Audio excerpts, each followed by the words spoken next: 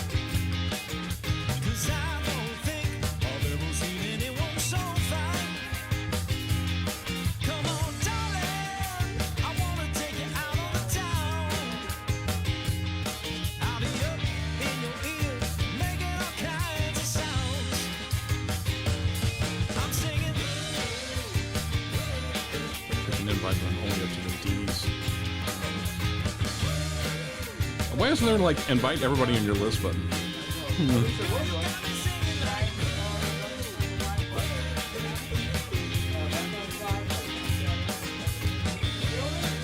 Hey!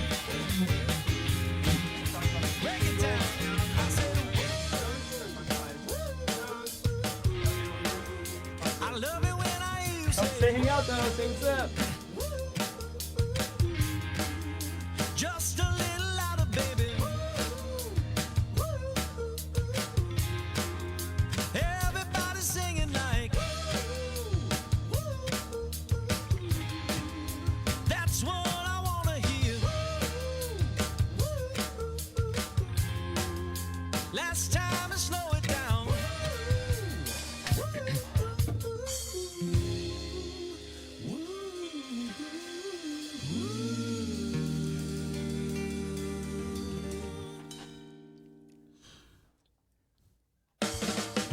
You're listening to the Union Street Podcast. Thank you for tuning in. Thank you for watching. We're in studio with Backline 5, John Shadowins, and Edwin Linson in the building. Hello. Applause. We've got a great episode live today. We're going to be talking about the single, The Sound, Backline 5's newest project here at Union Street Arts, the music scene here in Southern Illinois. We want to hear from you in the comments. Ask these guys a question. Something about the album. What's their favorite song? Favorite band? Anything's game in this, guys, so leave us a comment. Let us know. So you're listening to The Sound right now. So, John, Edwin, thanks for being on. Our pleasure. Thanks for having us. Yeah, thanks for having us. This is fun. So, guys, The Sound. It's been out for how long now?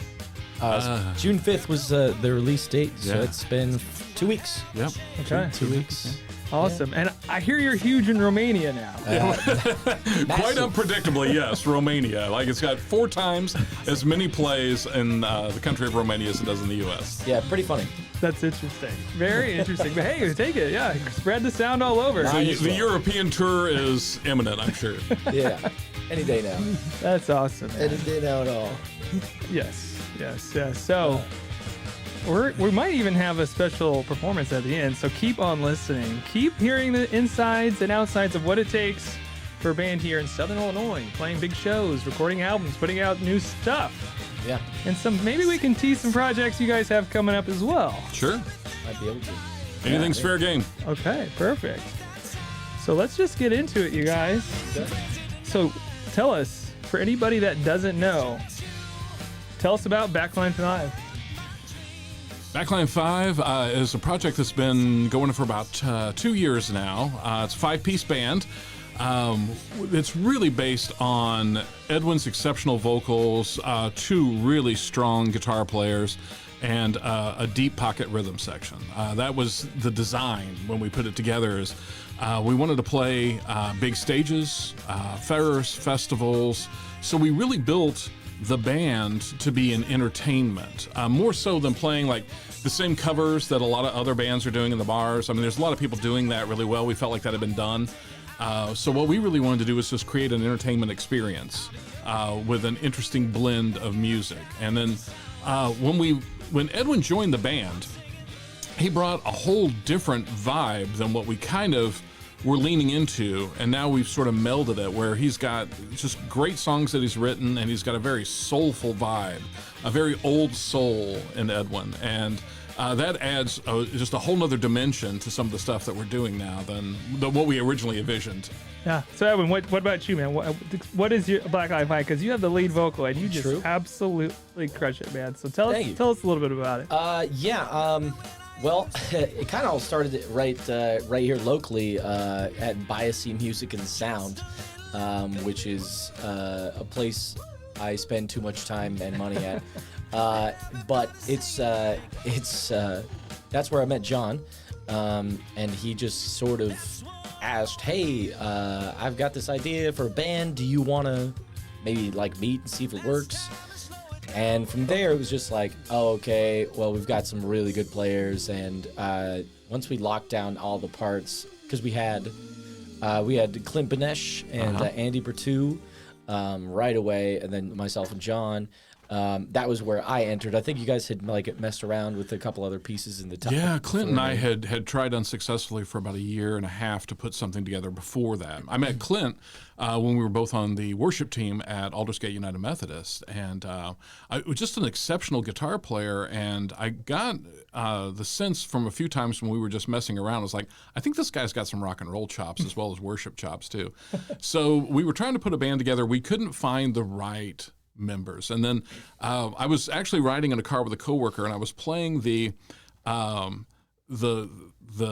song list of what I wanted this band to be, and she said something to me that was she's like, I have no doubt you can find the musicians to do this. You're going to have to find the singer that can pull this off. That's the key to the band.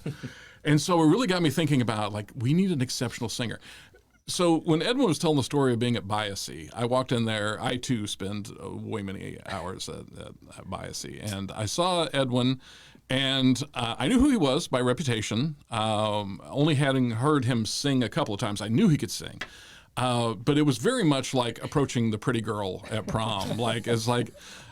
I've got this project. I don't know if you're going to be interested, but if you're not, it's okay.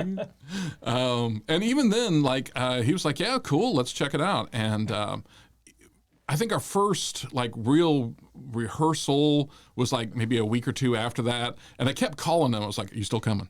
And then he showed up. True. And I don't know how you felt, but, I mean, when we walked out of that first rehearsal, I was like, there is something here. Yeah. That's pretty much the way I felt about it. By the time we got through our first rehearsal, I was like, oh, we've got players that want to play and can play. And then, I know what I want to do vocally and all of that as well, because I had been kind of looking for something that was... not that I don't love playing solo and playing acoustic, but I wanted some camaraderie out of what I was doing in music, and I wanted some real collaborative works. That's what I wanted to do next, and so when that was kind of the perfect timing situation for me, because I was like, man, I've had a little 3-piece band and that kind of thing, but it wasn't. That was very much I am the point of the band. It was me, drums and a bass guitar, and it was I am the whole show with the guys playing along. Not so much I've got this guy that can take this guitar solo that I could never do, or or a drum solo that would just fill out what we need, or any of the number of the parts that happen throughout a show that really kind of lend itself to being a show rather than just like just let's do some music. You know what I mean? That's what I was looking for, and so it kind of just fell in front of me. I was like, well, let's try it out and see how it goes. And it's been pretty much history ever since that first rehearsal.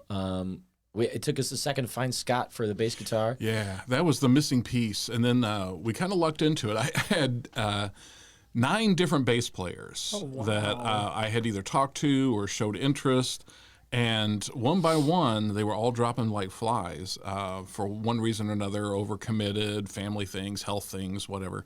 And we actually jammed with a friend of mine, Jason, who would have been great in the band, but too many commitments.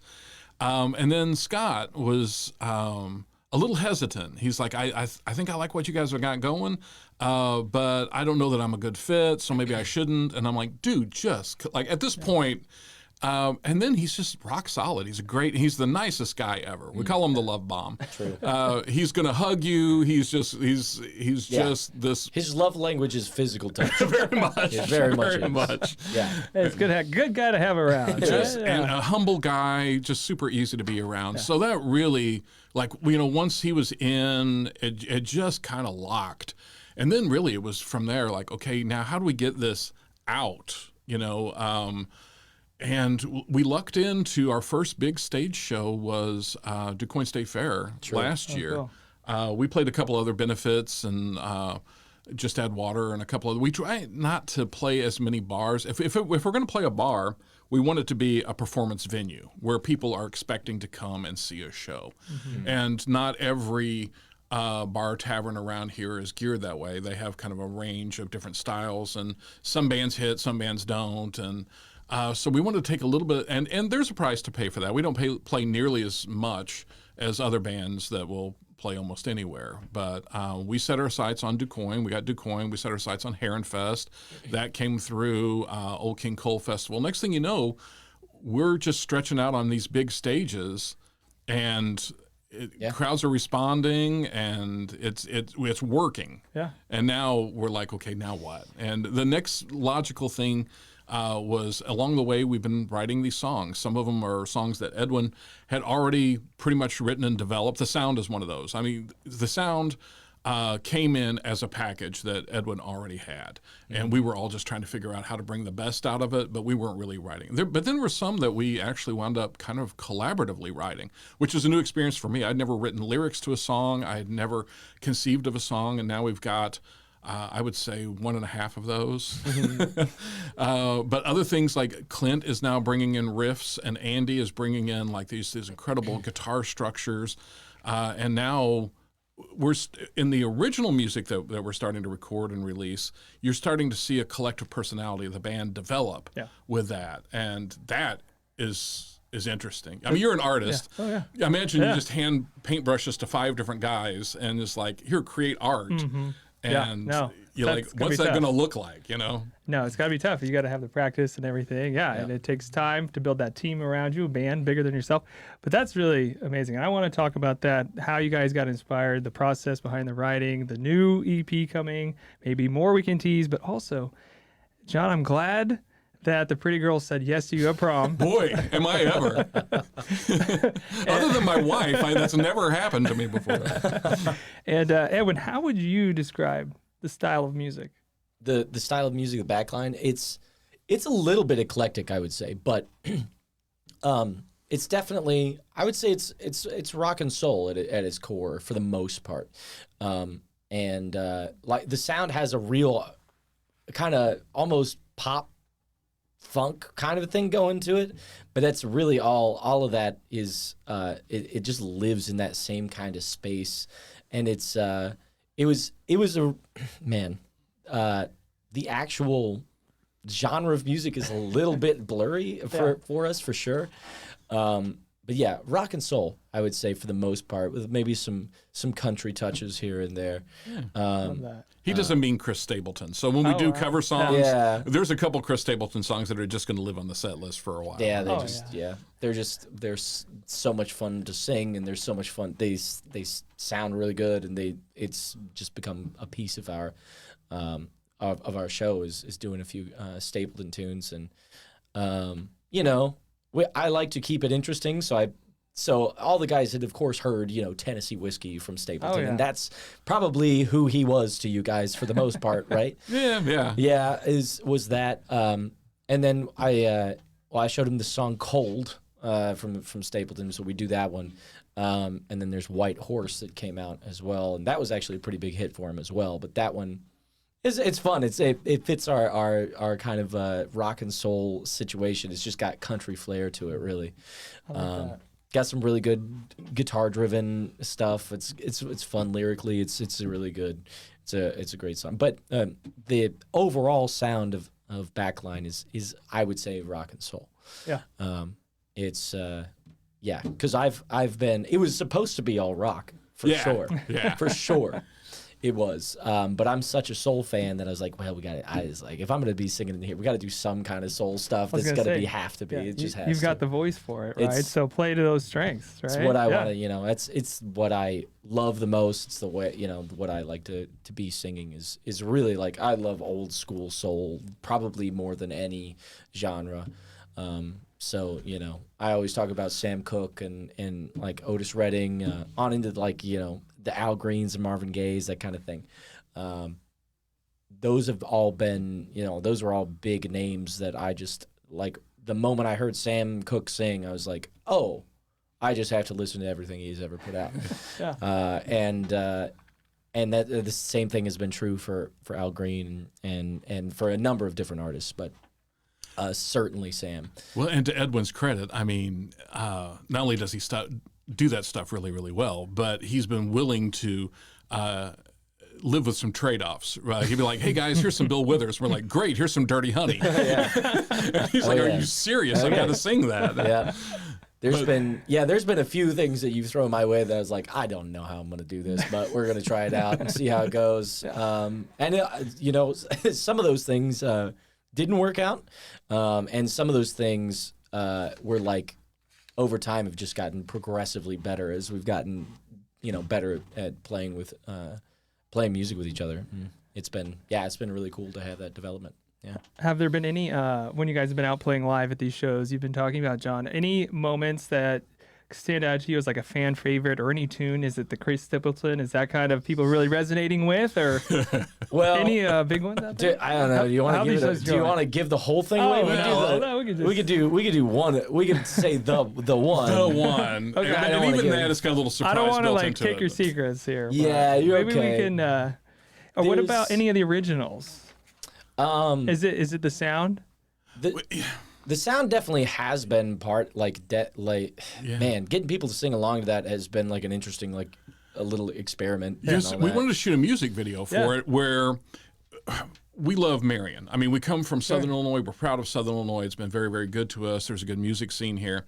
Union Street Arts has been a wonderful partner. So we really kind of, in my head, when we thought about doing a first music video, instead of, you know, having Edwin dance around the square in the rain with a pretty girl or something, we thought, like, why don't we do like an homage? And since the hook is so catchy to, you know, the woo, we thought, I thought, wouldn't it be great if I could get a bunch of different people to sing that in groups? So anybody who's watching this, it's still open. We haven't finished the video yet. So if we got iMart and Downtown Dip and some friends of ours, people at shows, will come up and they'll sing that part, and we're capturing that on video. So when the music video for the sound comes out, we actually want to be cutting in studio shots, live shots, and then just friends and fans singing along with it. So that when that product is out there and people watch the video for the sound, they see themselves, they see their neighbors, they see their community. That's just something that's always been kind of special to me around here.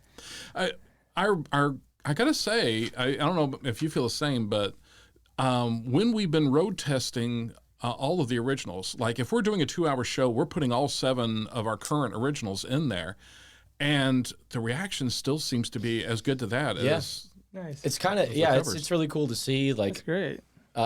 We've been how much? Well, we got some music coming out. There's one that we're starting our show with. Actually, we're starting our show with an original tune right now. Cool. And it's you know, that song's an excuse to play guitar for sure. For sure. It is just very much like Clint and Andy. Showing off. Just showing off. Yep, 100% right away. We're gonna go right into Clint and Andy showing off. With some amazing guitar solos too coming out on some of these songs I've been hearing. Yep. Yeah, so that song is called Burnin Daylight. That's usually our set opener. And it was one of those things where in rehearsal, we were playing around with these riffs, and then like this just kind of heavy groove came out of it.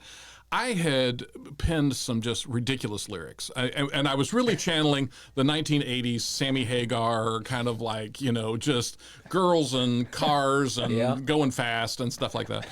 And I didn't know that we could do anything with it, but it kind of lined up, like the lyrics sort of fit this. And I don't know if Edwin felt ridiculous singing that in the studio, but you can be honest. It got like in the first iteration of the lyrics, I was like, this needs something else. There's gotta be something else. There's gotta be something else. This is what you get when drummers write songs. Luke. Yeah. This is why Ringo is not the number one Beatle on songwriting. Octopus's Garden is a masterpiece. Yeah, it's Pretty good, Yellow Submarine. Yeah. It's definitely like it definitely needed some work, and we got it there. But it's definitely, it's not about, that one's not about me. That's the way I look at it. I'm like along for the ride in that song. That one's not about the vocals. That's about the guitars in my brain at least. It's like I'm going to try to help out. It's a rocker. Yeah, I'm going to try to help out with this, like to make it interesting and, you know, give it the complete effect the best that I can. But it's definitely mostly about the guitars, that one, which is good. Like I like having like a real heavy guitar driven song. It's perfect for who we are, I think. No doubt. And I do want to save some of this for when these next ones come out and focus back on the sound, because if you were listening to this, the beginning of this, the sound is the debut single of the band, right? So let's stick to the sound here. Okay. And what's the story behind the sound? And what inspired that? Yeah, Edwin. Yeah. And how did it change from that first idea to what's actually now adding the band? What have they brought? What are the drums do to the song as well? That beat that just gets people moving. So can you guys let's dive into it a little bit? For sure. Yeah. I think that this you know what the song is about is up to interpretation. Sure. For sure. But I really like the lyrics of this because it takes me on the journey there. I can picture what you're going through and like what the story is. So I like it. Well, it's open to interpretation too. Yeah. It's a love song. It's definitely a love song. It definitely is. It's like it's a real love song. It is. But I wrote that. I was just sitting at home and I didn't have the lyrics at first. I just had the chorus. The that's all I really had was the ooze, and that all happened because I was. It's very similar to. It's similar to a few different songs, but it's definitely like it's its own thing.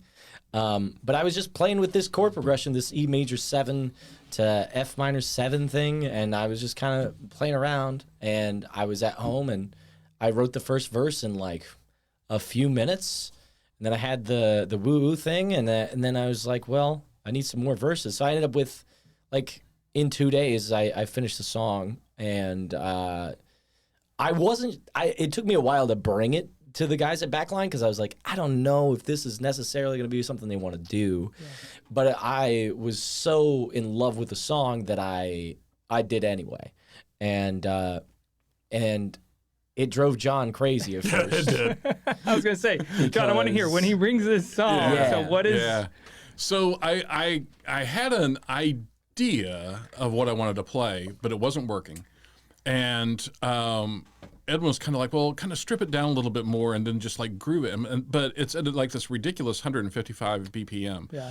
And so while we were rehearsing it and kind of in pre-production, he kept like, it needs to be faster. It needs to be faster. And I'm like, are you insane? Like, how can I make this groove?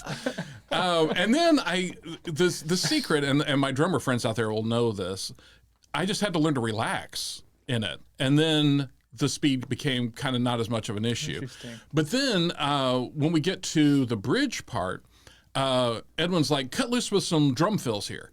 Yeah. And I'm already at 150 playing. And I was like, how do I get in and out of that? Yeah. And that was kind of the challenge of like, can I play something interesting that doesn't take away from the song? It's not about a drum solo here. It's just about punctuating the bridge and then setting it up so that we go right back into the woo stuff. And I think we eventually got it. In fact, I asked when we came in the studio, can we do this one first? Yeah. Because I was sweating.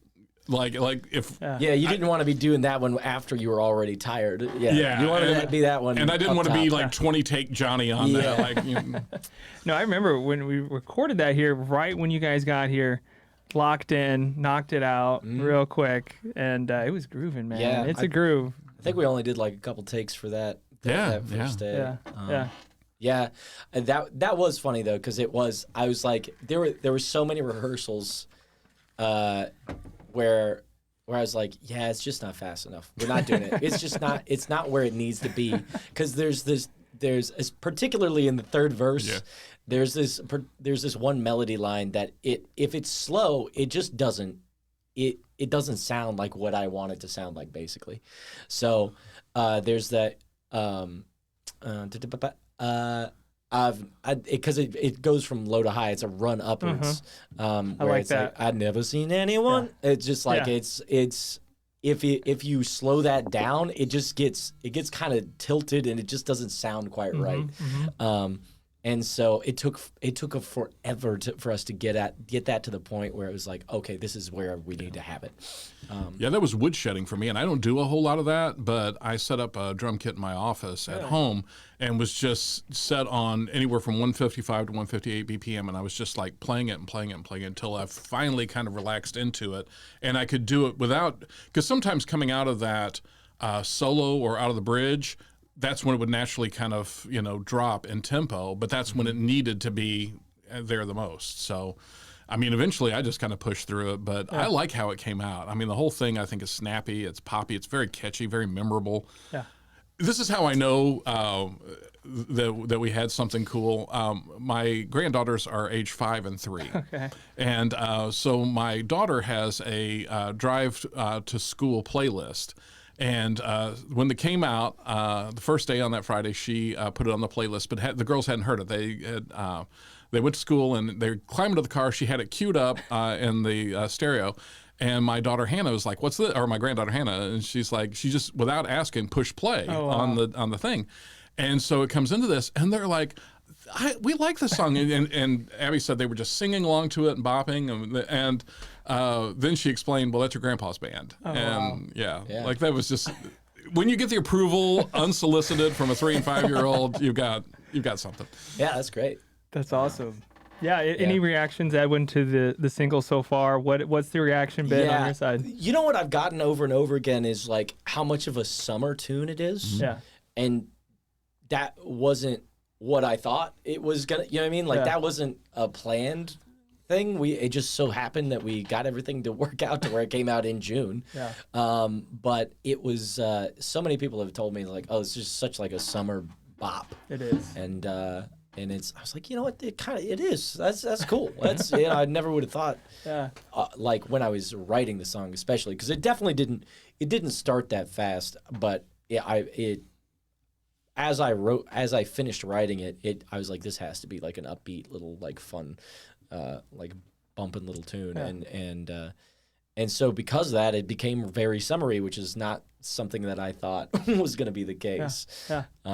It's been cool. It wasn't something I had thought of until I got the feedback for it. Mm-hmm. Yeah, from friends and family and that kind of thing. Cool. So, I've been calling it the song of the summer here at Union Street Arts, anyways, and I think it is. I think put it on those summer playlists, hanging out by the grill, by the pool, outside with family and friends, perfect for 4th of July. Yep. Hangouts, campgrounds, all of it. It's a great driving tune. I mean, it's one of those that you'll be speeding before you really know that you're...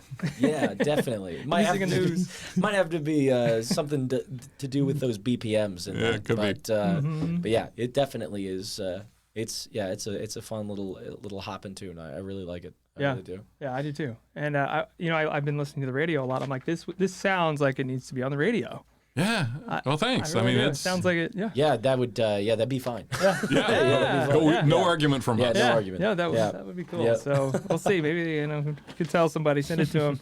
I don't know. Do they do that these days? Back in the day, you'd have that CD and you'd give the. That's true. I mean, do they do that still? Like, Well, we've actually where are we in talked the about music industry these days? I have no idea. Putting music out. That's the thing about streaming, you're right? That is kind of a new landscape, I think, for a lot of artists. Is the upside is it's easily discoverable, easily shareable, right? I can just tag you in my playlist, and all of a sudden you're listening to what I'm listening to, and you can just pass it along virally that way.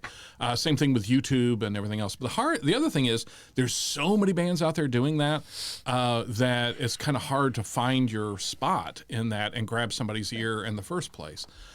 So we've talked. Once we finish these first 4 songs are kind of an EP of their own. We've got another 4 that we want to record with you this fall. And then our hope is by the time we get to spring of next year, we actually have an 8 or 9 song vinyl. We might put like a little Easter egg, like a 9th song on there that you can't get anywhere else. That'd be kind of fun. Yeah. That'd be cool.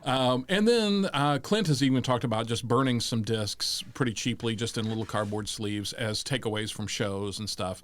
Just so materially, I don't know how many people even have a CD player in their car anymore, but at least it's one of those things that long after the show, you can remember, oh, yeah, there's this band and a couple songs I like. Yeah. Yeah. That's true. Yeah.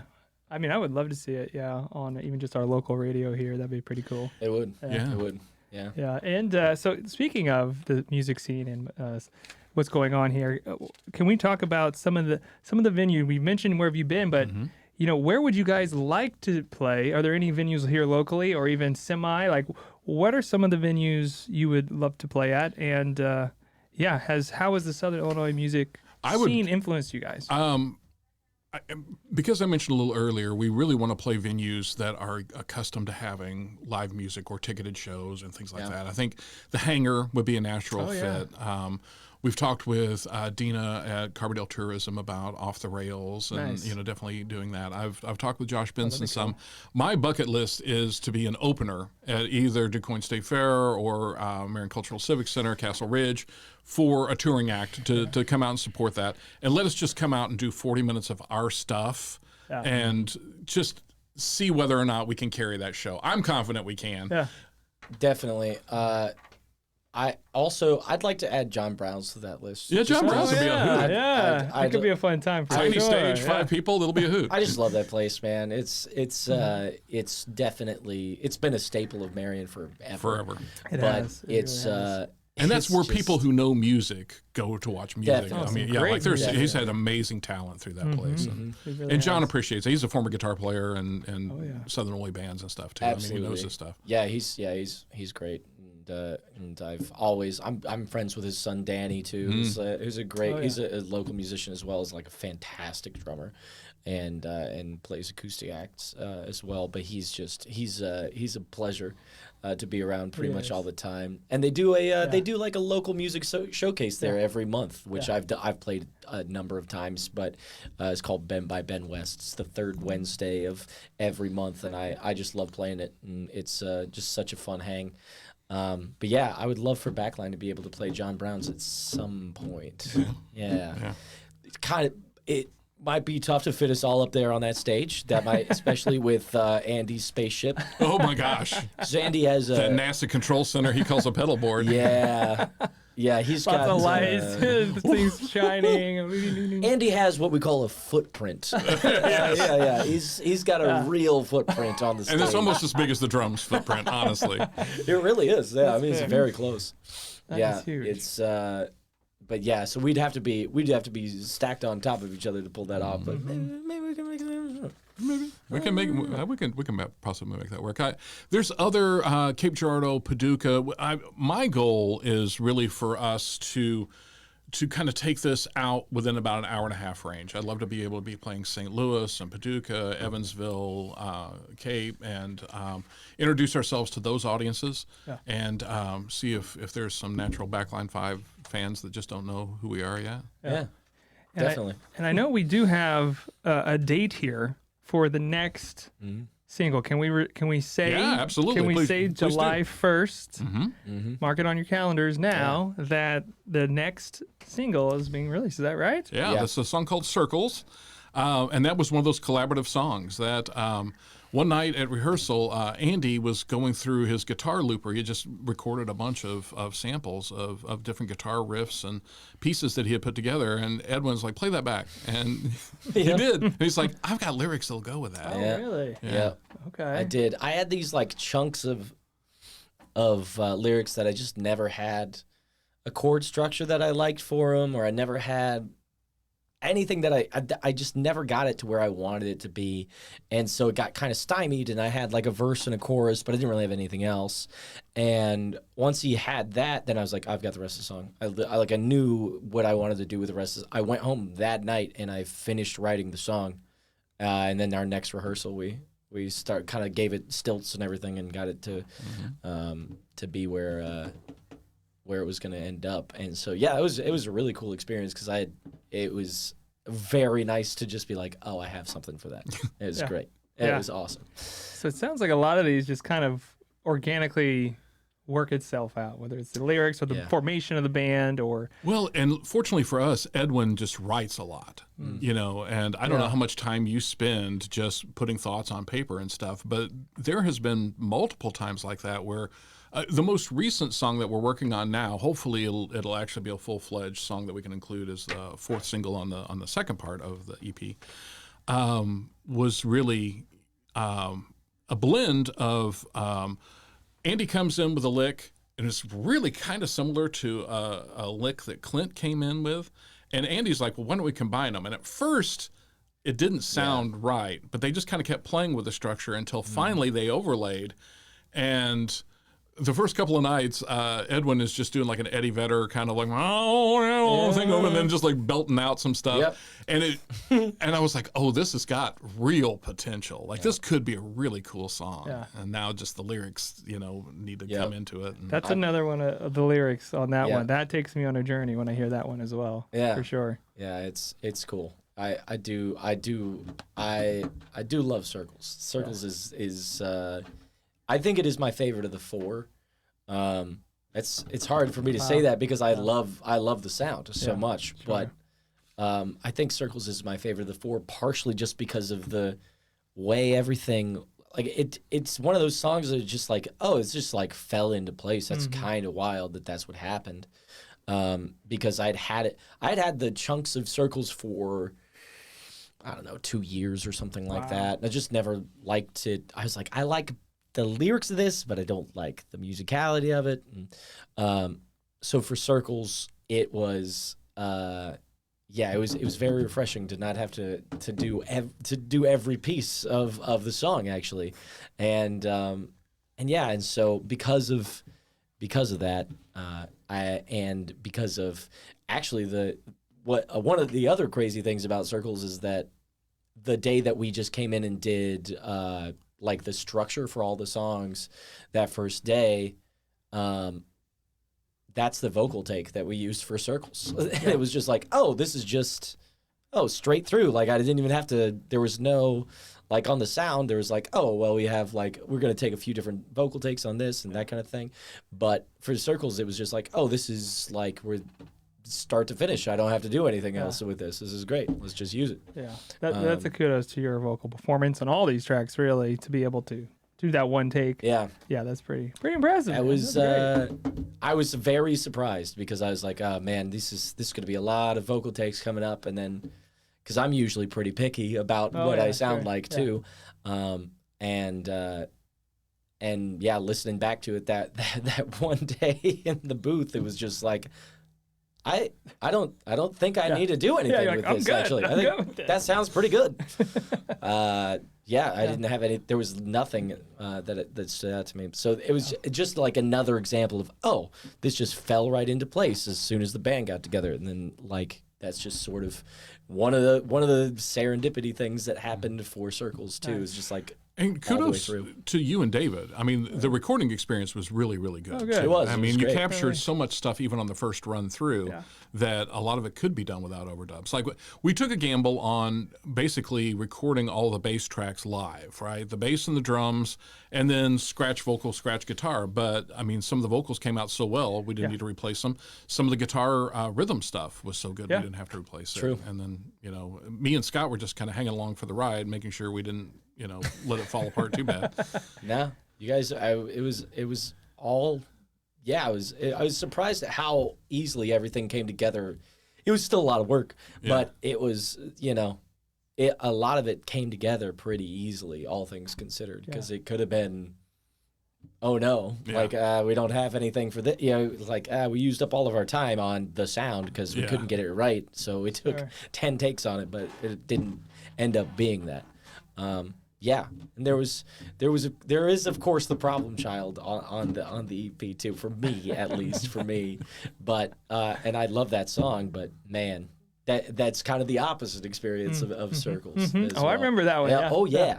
It was fun though. Still, you know, yeah. the studio vibe, studio setting. We always want to be able to capture anything and use it. To your point, John, that you know, have it ready for whether it was scratch or not. Our intent was to be able to eventually make the final cut if it needed to be, and it turned out that happened. That was pretty cool on several parts.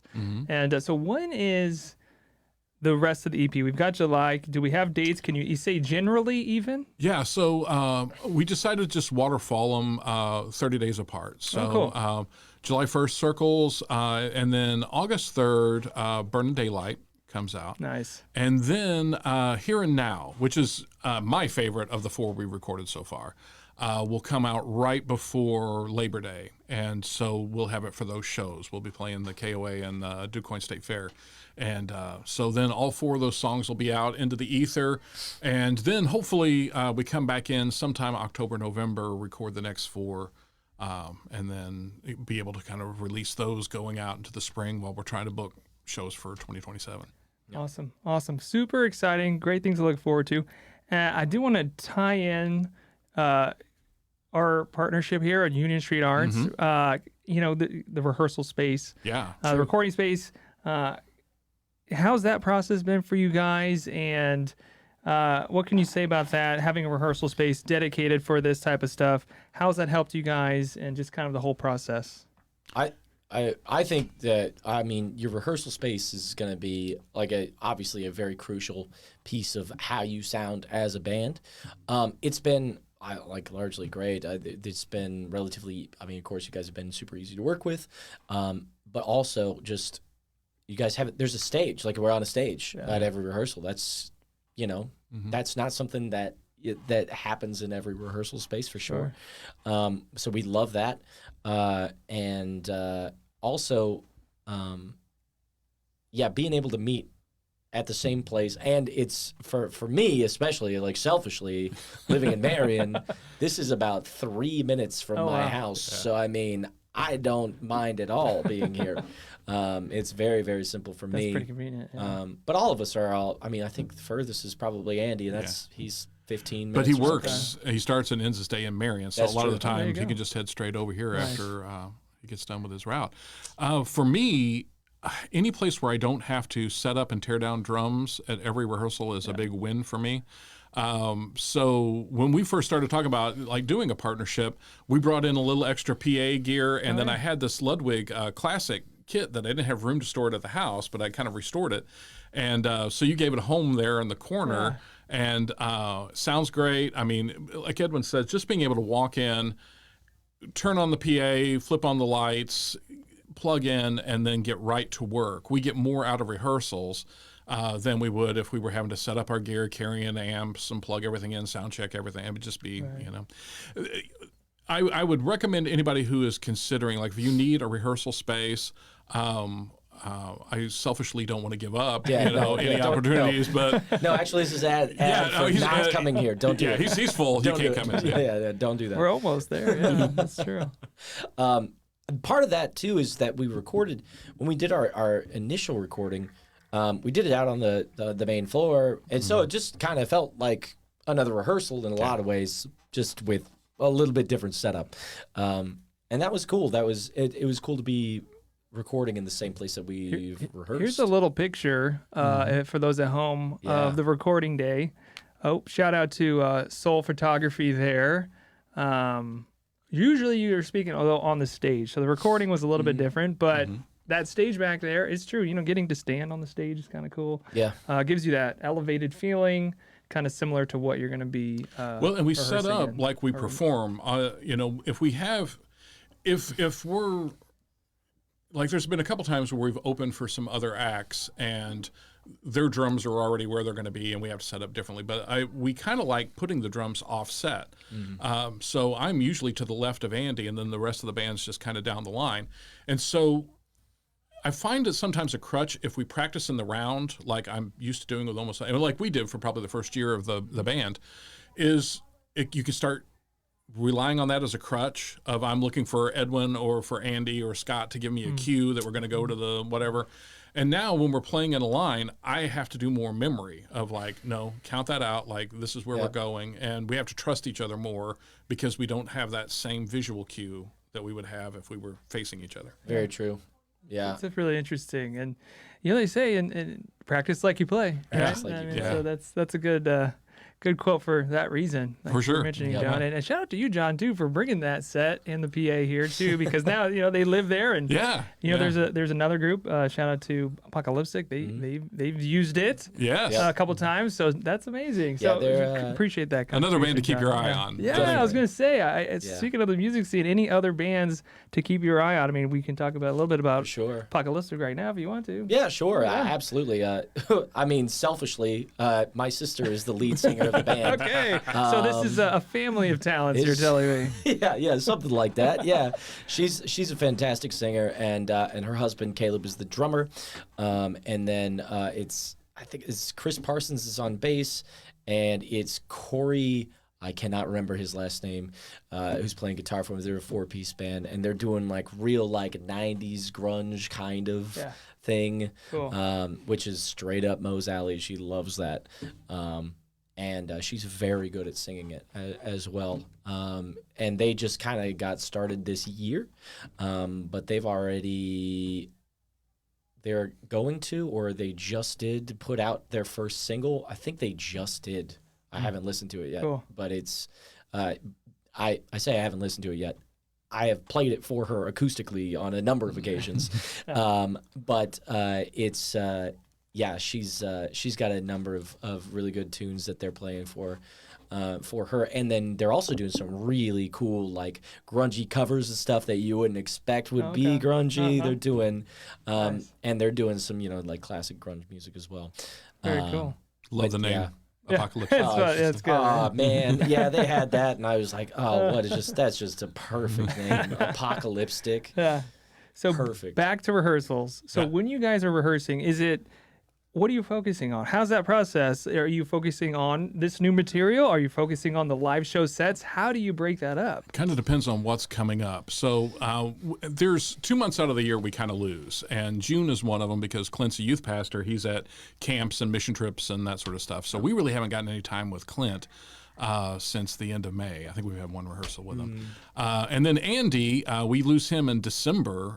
He is a UPS delivery driver, and once the Christmas season kicks in, like from Black Friday on, he's just working until 9 o'clock at night. Yeah.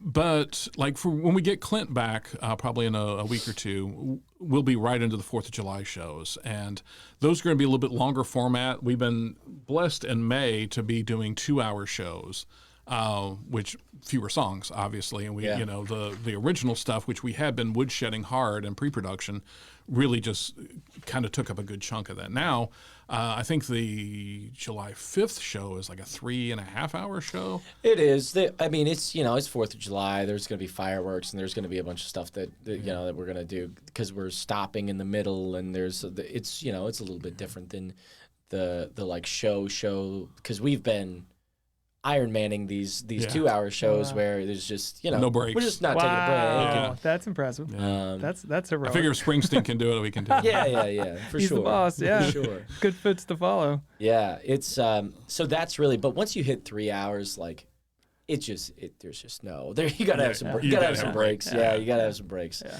So But Yeah. it does mean we're going to be dusting off some tunes we haven't done probably in months. Oh, you cool. know, Yeah. just to Cool. kind of fill that out. Probably the last time we had to do that was Walker's Bluff, which was back in March. That's That's so true. cool. That's Yeah. true. That's- Yeah. There's definitely a few that we're gonna have to, we're gonna have to dust off and do. But we had to call some audibles in some of these shows that we Yeah. did too, and so the show was actually never the same. We did like a little bit different every time. There was some stuff that we didn't do one night that we did another night, and it's so some of those are on like a rotating Cool. situation, but. The the piano. There's some music going on behind us. I don't know if you can hear it.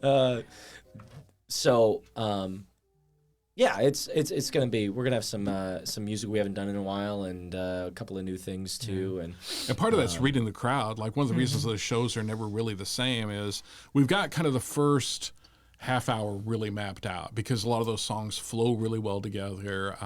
The second song of the first set always is kind of a showpiece. I mean, it really brings out the best of everybody in the band, and it kind of gives Edwin this chance just to stretch out center stage vocally. It's my favorite. It's one of my favorite moments of the night. Nice. That and the count into the last song. Yeah. I mean, like I get chills every single time we play that song. Yep. But yeah, it's sometimes the crowd's a little older or a little younger. Some are, they're digging the slower ballady stuff more than they are the hard rock stuff, and so you just got to kind of figure out. It just kind of depends. Yeah. I think one of the covers that we do that hits every single time that we have played it is a mashup of Play That Funky Music and Superstition. Okay. And Getting funky with it. yeah, that song that mashup is it's just a real it's great. I love that's probably my favorite moment in the show right now. Oh, cool. I would It's say. got a great groove to it.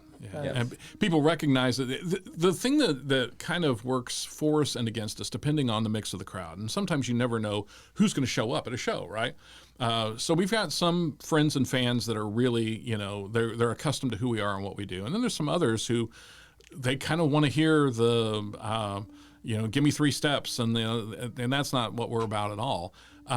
But it's usually pretty accessible, but it's sometimes getting their ear tuned to that kind of mix.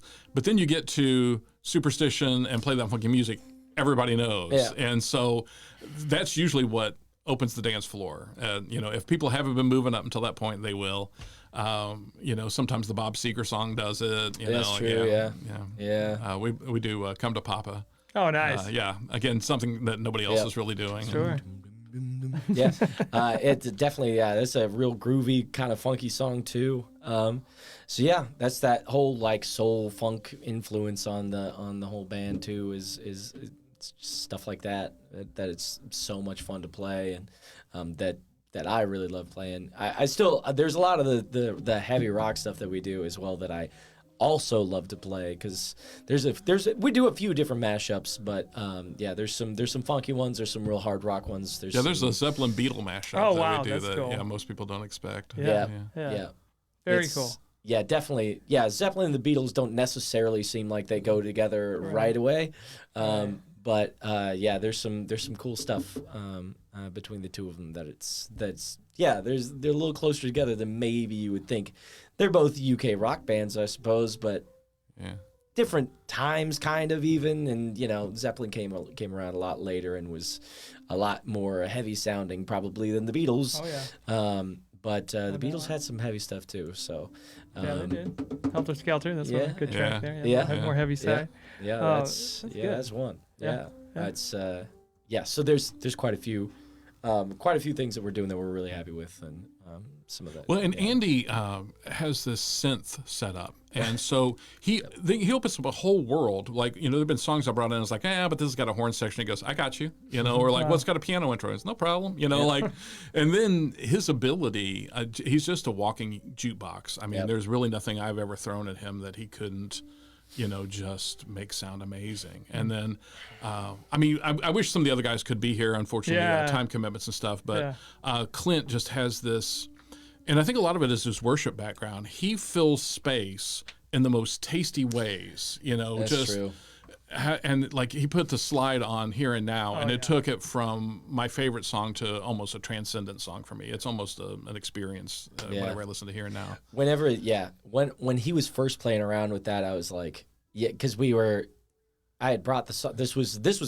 Here and Now was another song that I wrote all the lyrics to, and you know, and the structure for, and all that was, but then adding Clint's slide guitar to that, I was like, oh man, this is like, that was exactly what this song needed. Has a real, you know, Derek Trucks kind of a sound to it, and then of course Andy's guitar solos over the top of that. That is my favorite guitar solo of the four. Is the Here and Now Andy's guitar solo is like, it's unbelievable as far as I'm concerned. We might have to have Andy on here when he's available one of these days, so we can get his take and Clint's, and get Scott in here too. But they'll be sad they missed this for sure. No, we'll get him back on, and I know John has to leave here soon. This podcast I wish could keep going. We got like a minute left here, John, or two before 4 o'clock. Right. Just want to respect your time. John's got some. I could go a little longer. I had a cancellation. Okay, great. I did. I have a, okay, good. Because I do want to keep diving into this stuff because it's really rich content here, and I do want to talk about, John. Before we were on air, you were mentioning somebody was looking for a place to record, and they were thinking about going to Nashville, right? But you know, we're trying to help build the music scene here. We do what we can when we can, right? And so, how does having like a local studio like this, local independent studio, compared to maybe any other experiences you've had at other, like maybe down in Nashville or any other studios? Where do you see the value of a place like this in the local music scene? I think what Union Street Arts is providing here in our community is just an incredible resource for musicians, for people who want to do podcasts, for people who are looking, you know, without trying to just, you know, throw flowers at you, Luke, but really, when we started talking about we want to record, but then the question is where. There are some really good studios in Southern Illinois. There are some really good studios in Nashville. And then you start thinking about budget. And then for some reason, when we just started talking, it made sense to do it here. So much so that we're calling the EP Union Street. Oh, wow. Like, I love the imagery of just the name Union Street. Like Crown Brew, the coffee shop across the street, used to be on Division Street. And, you know, so it's owned by Christians. And they have a little plaque there. It's like, we went from Division to Union. And now, I'm not the biggest fan of the arts, but I do appreciate it. And I love murals and stuff. But like, even on all of the releases that we're doing, we're using artwork from this downtown area. So the cover for the sound is actually in the rehearsal space that we're using. It's a clip of these just brightly colored geometric shapes, and, you know, painted by you, I think, right? Yeah, absolutely. Yeah, there it is. Yeah. So an indoor mural of sorts here, and kind of has to do with our outdoor mural as well. But yeah, that's inside, right behind you, John, where you were setting up during the recording, actually. And then when Circles comes out, you'll recognize it because it's the mural that's right next to Pookie's, but it's a series of concentric circles on a black background. Yeah. And I thought, what better visual for circles than that, you know? That's so true. That's good. It's kind of straightforward, actually. Yeah. It is. And so I went around, and the only other one that I haven't run past the guys, there's a song that'll be on the next EP or the next recording session. It's called Rain Dance. That's a song that I actually wrote for my wife. And I haven't got the guy's approval from it, but I took that mural theme and put it into AI, and I took a picture of my granddaughter who's standing in the rain. She's just getting drenched, but she's got her tongue out trying to catch raindrops with her, and I just love that image.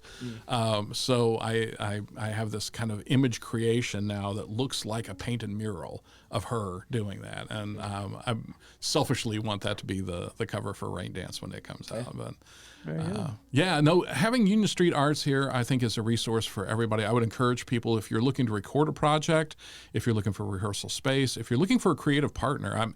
One of the things that we really haven't talked about was the producer aspect. I mean, we really came in with the expectation that you and David would do all the nuts and bolts of recording it and mixing it and all that. But then you started putting some creative suggestions in, and a risk for you, a risk for us, but particularly with the end of the sound, having that little barbershop woo at the end. That was good. Was such an unexpected. The first time I heard it after we got it back from mix, I'm like, "What is this?" And this is so cool. Like, why didn't we think of that? But Yeah, that's exciting. it's I mean, the ending of the sound is that was all like In the moment. it was very in the moment. I used to be I also used to tour the country with an acapella group called Blend, and so there's a very Oh, nice. acapella background for me. Cool. So a lot of vocal. I spent years. That was my job, was singing harmony in an acapella group. So that was like, I just know how to do. I already knew how to do that. Yeah. Like it was very, very simple to do. And doing that final, that nice brown note chord, the very. It's just like such a crazy ending for an otherwise like not super jazzy song by any means, but like a real jazz ending for it. Was cool. I mean, it just gave it a vintage touch, I think. It sounds familiar going all the way through the whole song, but at the end of it, there's just something that makes it feel timeless. Yeah, I'm gonna have to get you guys all on mics so that we can do that as the ending for the live shows. So that I'm gonna teach you some harmony. Right. Yeah. Well, I appreciate you guys saying that, first of all. And it's been a thrill working with you guys, too. It's been super fun, super chill. Just happy to do it, happy to be a part of it. I do want to go through almost a speed round of questions here as we get closer to the end. But Fire away. Do you guys have a favorite song that you play live or a song that you've written?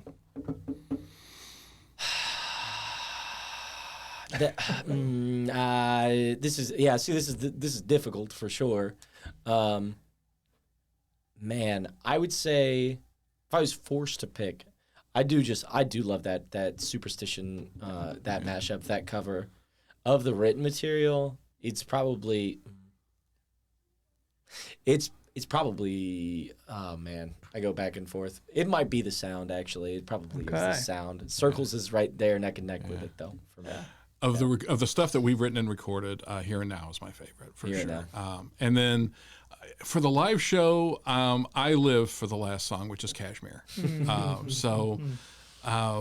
There's just, and I think it's Andy's favorite moment too. I was gonna say there was about 8 months where every single night at rehearsal, it didn't matter what we were working on, what we were practicing, but before we could pack up and leave, we'd have to play Kashmir just to scratch the itch. That's a good way to end it, right? Yeah. That felt good. Well, I have to have like an out of body experience, like to get that, to be able to do that song for whatever reason. So I was leaving every rehearsal just absolutely thrashed by the end of it. But it's absolutely paid off. I mean, it's become it's become really the hallmark of our show in a lot of ways. Wow, cool, very cool. So, what do you think that Southern Illinois music scene needs more of? I think we need more show bands. And when I say that, like, I think there's a big hole in the market right now, and I'd love to be a part of filling that as a side project or whatever. But a good dance funk band, like with horn section and the whole bit, that could be a main stage act. Family Soul is really close to that. Those guys are amazing. They're good friends of ours, brothers and sisters. We love them. Cat Daddy-O has got a horn, and I mean, they're fun. And we've had them at Rock the Plaza. Standard stuff for Cat Daddy-O. They're great. Family Soul as well. I miss the band that I miss the most right now is the Phonics. Yeah. The Phonics were like, when I was first kind of starting out, like I went and saw the Phonics a few times. I was like, man, at some point, I'm going to need a horn section. And that is the reason why, is because they're just, that band was so good. There was just a bunch of people playing together for decades. Wow. And then, going in, SIU professors were part of the horn section. There were all these different people that were playing in the band, and you would never know who was going to show up. It could be 12 pieces one night. It might be 4. You never have any idea what you were getting out of the Phonics. But every time their show was spectacular. Wow. It was so good. every time I saw them. So just some more bands, some more variety. Yeah. right? Yeah, I mean, yeah. I not to put anything down, but I think we have a glut of country artists, 90s. I think that's made a big resurgence, but it seems to me like there's some bands out there killing it. 90s kids are fantastic. The Rewinds are great. Apocalypstick is in that vein. Yeah. Sure. But I'm really, as a person who is a fan of all kinds of different genres, I think the hole in the market right now is it's almost that Jungle Dog. You know, they had that ska funk feel, and anytime they showed up, it was just a huge crowd. It was a large party. And I don't know who's in that space right now. And I just think that's a hole in the market. Yeah. True. That's a keen observation. We want to be that for rock and soul. But, I mean, if we could pick up a horn section, maybe we could. Hey, if you're listening, you guys know any horn players, studio players, Yep. let these guys know. That'd be fun. I think, something like the sound could benefit from some horns Oh, on it. absolutely. It would be really fun. Be That could really be fun. really cool. Yeah, Yeah. definitely. We're adding boogie shoes if we get horns. There you go. All right, Keep fine. that set list. But, that's fine. But we're gonna add some James Brown too. Of course we are. Here we Yeah, go. yeah. Some James Here we Brown. go. Do some- Right. Yeah, Feeling definitely, definitely. Love that. So, favorite venue you've played so far and why?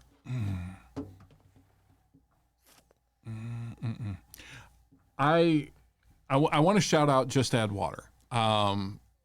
Susan has been very, very good to us. She took a chance on us when nobody who knew we were, and they've got a great thing going. After they rebuilt after the fire, they've just got a wonderful performance venue. They've been getting some really good acts in there. She knows how to treat bands. Sometimes venues have a hard time because they have that mix of, you get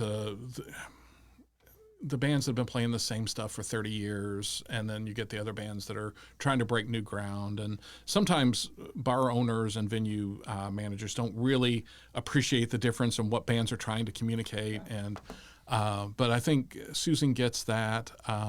Kirk, we haven't played at Moonshine Run, but that's on our checklist because, again, Kirk understands. He has ticketed events all the time. He's bringing in people from Nashville and touring artists and stuff like that. He's trying to keep live music all throughout every week, all week throughout the year.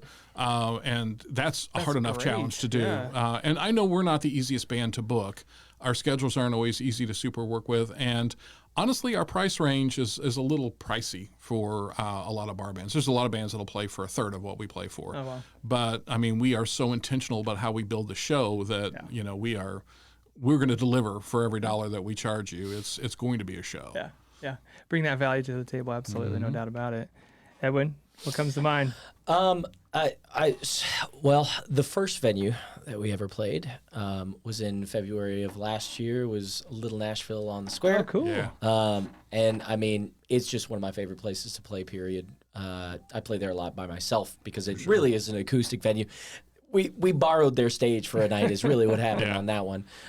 We're maybe a little loud for Little Nashville, I would say. Hard to do rock in a venue that is set up for an acoustic performance. Right. But if you like live acoustic stuff, Little Nashville is a great spot and is one of my favorite venues that we've played as a band. I've got to say the festivals have been really good to us. The True. folks at Old King Cole, the folks at Herron Fest, we're just Quoin. yeah. I mean, because those venues get what it is to have artists that are putting on shows, and so from the hospitality to load in, having professional sound and light guys that know what they're doing, and I mean, it really is a delight to go in and play those venues. Yeah. We just don't worry about anything like. Yeah. Bars, we kind of have to bring our own lights and sound and, kind of gauge how big the crowd is. And like those big stage venues, we just show up and play. And yeah, I feel a little spoiled after we get done with any of the festival stuff that we've been able to do. It's like, oh yeah, this is great. This is awesome. I just show up with my guitar and everything else is there for me. That's about all I have to really set up with, Yeah. But obviously, Andy has his spaceship, and you got to set up your drums. Yeah. But for me, it's about as easy as it possibly could be. Lead Unless you were a singer- harmonica player, that Yeah, would be. lead singer syndrome does tend to happen. But yeah, I get done. I'm done like packing up from a show like that in like 10 minutes. It's crazy. Yeah. Crazy. Um, Interesting. So a lot of good venues, a lot of great. I Yeah. do love Old Nashville too, by the Yeah. way. What they're doing is great. Southern Illinois is blessed. I can't wait for Route 51 Brewery to open up Yeah. here downtown. It's gonna be great. Yeah, Yeah. there's just, if you want to see good live music, you have no excuse. I mean, you can drive in almost any direction around Pretty here much. and find, if you're just tuning into the scene, depending on what you want. That's, I was talking about holes in the market, but there's also some really good bands that are nailing it. And I mean, you got Southern Grit and Murphy 500 and 90s Kids and then I'm not as tuned into the acoustic scene as Edwin is, but there is some amazing talent out there. Chris Chamness and Cody Galloway and some people who are just, if you want to kill an afternoon at a winery or something and just unwind and listen to amazing music, we got that covered too. Like you're blessed in Southern Illinois. No matter where you turn, there's talent. Yeah, For it sure. really is. For sure. So I know we've been focusing on the sound today, guys, and I know that's the number one song on your playlist for sure, right? Right. So, Right now. but what else are you guys listening to right now? What's your most underrated song, underrated band that you're listening to, or a deep cut that you think needs a little more attention? Do you have one? Of ours? No, I Just think any, this could be any. Well, waking up I to tell you who yeah. I'm listening to right now, and I'm late to the party on him, is Rival Sons. Okay.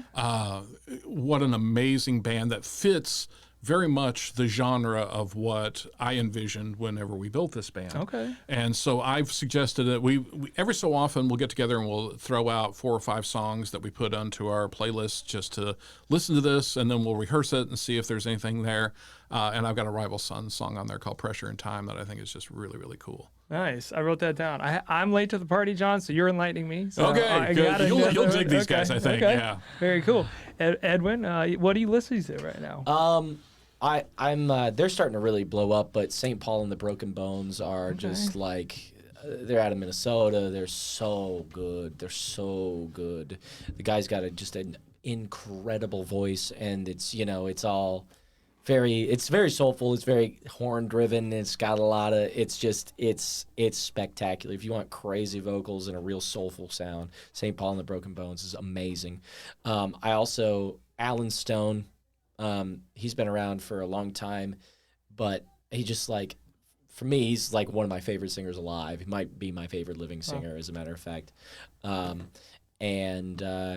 Marcus King is really starting to lose in his mind lately as well. I've been listening to him for years, and it's crazy to see him. And he's coming to our area. I know. He's going to be at Walker's Bluff. Yeah, Walker. If you haven't seen Marcus King, I got to see him live at the Fox a couple of years ago, and he's just stellar. His band of musicians are all just virtuosos. I gotta They're tell you, crazy. shout out to Walker's Bluff for not only bringing that kind of talent, but also local talent. Yeah. That's Yeah, amazing. to Shout have out. both. the showroom cool. and featuring really some amazing talent there, and then the acts they've been getting into the big performance room is kudos to them. I'm so glad we have shout a out venue to like them. that here. Yeah, shout out to Definitely. them. Shout out to them. So, last rapid fire question: who's your dream artist to open for?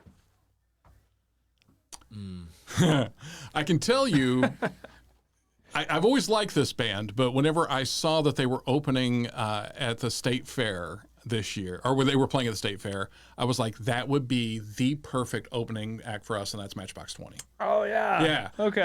I'm a huge Rob Thomas fan, Yeah. but I was thinking of all the different kind of acts that we could open for. We would probably blend better for that kind of a show. Coming out doing like just 7 of our originals or 8, and then like that being our opening set, it would blend better with a band like that, I think, than anything else. Any other band I can think of touring right now, That would be perfect. except maybe Marcus King if they would let us. Yeah, I mean, that would be fine. Walker's Bluff, are you listening? I would say, St. Paul and the Broken Bones would be on my list for sure, but also Corey Wong.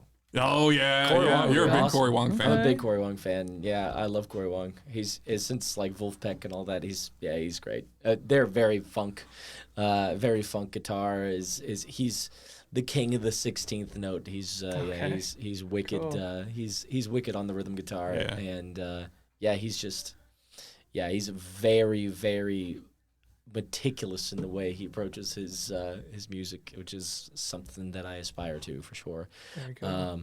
But yeah, I got to see him in St. Louis, and I heard the coolest flugelhorn solo you will ever hear in that. Unleashing the flugelhorn. That's a great word right It was awesome. Yeah, it was great. I would say Corey Wong is maybe a dark horse. It'd be so much fun to open for them, especially some of the funk stuff that we do. It would be actually be a pretty good transition into Corey Wong's stuff. Yeah. Cool. But that's our bucket list for the next 2 years. I mean, we want to open because I think put us in front of a crowd of 400 to 1,500 people, and I think we'll leave an impression. Hopefully a good one. But I mean, I think that's who we are. That's what we want to be. So, we're building, and even if you see us at a local venue, at a bar or whatever, we're bringing you the exact same show that we would bring on a big stage. Just because that's what we believe in. We think every show deserves our very best, and we tend to just kind of leave it all up there. I mean, I'm exhausted after our shows, especially if we're playing like 3.5 hour show. It takes me the rest of the weekend to recover. Yeah, I bet. That's a marathon. So that's awesome, you guys. Really great to hear some of that inspo as well. What's inspiring you guys? What's going on behind the scenes today? Last question. What would it take for you guys, Backline 5, to look back and say this was the year that Backline 5 took the next step? Is it the album? Or is it the opening? What would that look like for Backline 5? Yeah, I think, probably the album. Yeah. Yeah. Having the album and then having more of a little more name recognition. I mean, I there are those bands that you see that you remember and then you want to see them again. And when I look out in the crowd, and when we get to that level of we're seeing people and they're all wearing our shirts and they're all coming up to us on the break going, hey, I saw you guys last weekend wherever, and I couldn't wait to tell my girlfriend about it, and now we're all like, that will feel like we've taken the step into the arena that we want to be. Yeah, sure. But right now, the intangible things, I think getting our music out via the record is probably the biggest thing that we can do right now, and then just continue to grind it out, trying to get in front of those audiences. Yeah, love it, you guys. So I do want to thank you guys again for coming in. Let's hear for John and Edwin in the studio today. I do want to end. We're going to listen to the sound, and you guys can cut a promo. What do you guys have upcoming? Where can people find the music? And that'll take us to the end of the show. Okay. So take it away. So July 4th, we will be at Goreville Freedom Fest. On July 5th, we will be at the Marion Elks down at the Lake of Egypt. Before fireworks follow both of those shows. And then you can see us at the Quoin State Fair on Labor Day. And shortly before or after that, we have the KOA campgrounds. That is true. Yeah. And that's kind of our fall festival season.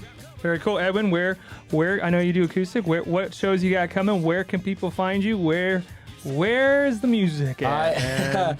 I've got people know. I've got several. I'll tell you what. You can find out where to see me live at Edwin Linson Music, wherever you do your social media.